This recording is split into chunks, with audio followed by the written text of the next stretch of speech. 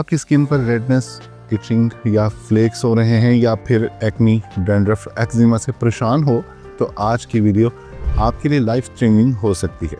आज मैं आपको बताऊंगा कि एक ऐसी सिंपल चीज़ जो हर स्किन प्रॉब्लम के पीछे हो सकती है और शायद आपने कभी सोचा भी ना हो। चलिए सबसे पहले समझते हैं कि डर्मेटाइटिस क्या होती है। डर्म का मतलब है स्किन और आइटिस का मतलब है सूजन या इन्फ्लेमेशन। इसकी कई टाइप्स हैं: contact dermatitis, atopic dermatitis, seborrhoeic dermatitis यानी ऑयली स्कैल्प या डैंड्रफ, और सोराइसिस, एक्जिमा, विटिलिगो, एलोपेशिया।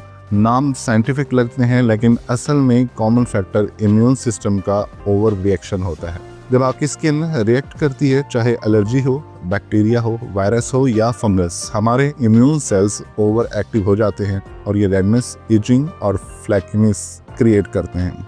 अब सबसे इंटरेस्टिंग बात, रिसर्च के मुताबिक ऑलमोस्ट हर स्किन प्रॉब्लम में विटामिन डी का रोल होता है। ये कैसे? विटामिन डी मैस्ट सेल्स को कंट्रोल करता है जो हिस्टामीन बनाते हैं, मतलब इचिंग कम होती है।